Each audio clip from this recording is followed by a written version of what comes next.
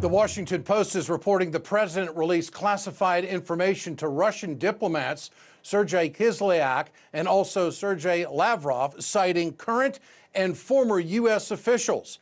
This would constitute a leak, which the president has complained about and tried to curtail. National Security Advisor H.R. McMaster gave a special briefing outside the White House this evening to flat out deny claims by the Washington Post. There's nothing that the president takes more seriously than the security of the American people. The story that came out tonight, as reported, is false. The president and the foreign minister reviewed a range of common threats to our two countries, including threats to civil aviation. At no time were intelligence sources or methods discussed. And the president did not disclose any military operations that were not already publicly known. Two other senior officials who were present, including the Secretary of State, remember the meeting the same way and have said so. Their on-the-record accounts should outweigh those of anonymous sources. And I was in the room. It didn't happen. Meanwhile, President Trump is on the defensive tonight against Democrats and former government officials after last week's firing of FBI Director James Comey. For more on where we are and all of this, let's go to former CIA agent Jack Rice joining us tonight from Minneapolis. Jack, good to have you with us. Let me set the stage here. What's happening here is that the Washington Post puts out a story and doesn't attribute it to anybody. The White House comes out and denies it, says that he was in the room, McMaster, and it didn't happen. But everybody on Capitol Hill is responding to this story, saying that the White House has all kinds of problems. This, of course, puts the intelligence community between a rock and a hard spot. Break that down for us tonight. What do you think? No, this is fascinating, Ed. If you look at where we are right now, this does change the dynamic. And we have to listen to what McMaster said first. He said two things. He said, no sources nor methods were disclosed. That's one thing. And what that means is it was a man named Mohammed who's from Damascus. You didn't hear that. The other thing was there was nothing that wasn't already public. The problem with that description, and this is exactly what he said, and he was reading it from his phone, he took no questions and he turned around and he left.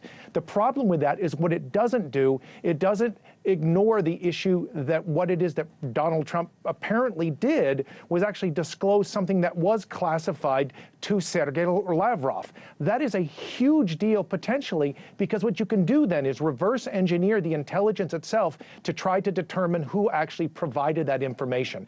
Now, there's one other issue here that I think is important. The intelligence that came in apparently wasn't American, which means it was one of our allies. The problem that comes with that issue is this: our allies will start to doubt the ability of the Americans to control it, and therefore won't provide that intelligence to the Americans. Secondly, the intelligence community itself will start to doubt President Trump, and therefore they may be hedging their bets and are actually unwilling to provide their information, their intelligence from their assets to the president because they're afraid he won't be able to control it. That's an incredible thing I have never seen, frankly, well, not since Nixon.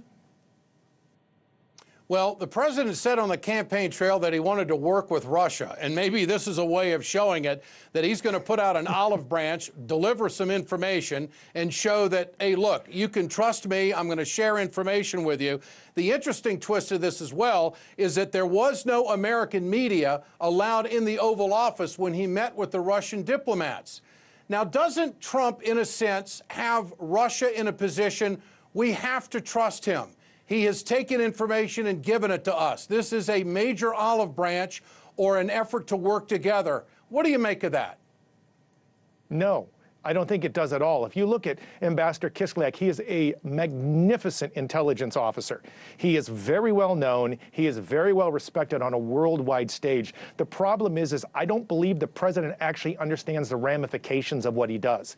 When you have a piece of intelligence, you could literally potentially turn around, look at it, and figure out who would have had access to it, even if you don't say where it came from specifically. And this is exactly what the Russians are probably doing right now, and were from the very second they heard it, because they're trying to determine which assets either we had, whether it was MI6, whether it was Mossad, whether it was somebody else, and then work their way backward. The problem is the president can't simply roll this stuff out there because people die if he screws up. This isn't about a game show anymore. This is the truth.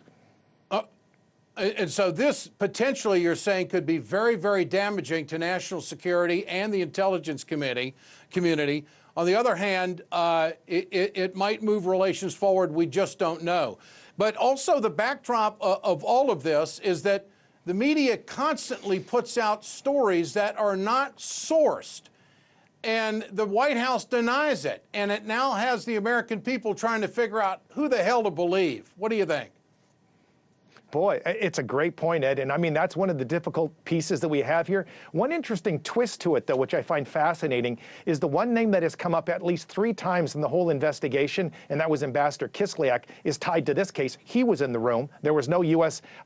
Journalists in the room, but he was in the room. He's the very same one who was actually tied to Jeff Sessions, who had to recuse himself from the investigation. We also know that Michael Flynn had multiple conversations with Kislyak as well. So what we're seeing here is a fascinating sort of combination of sources all coming down to one interesting spot in the White House.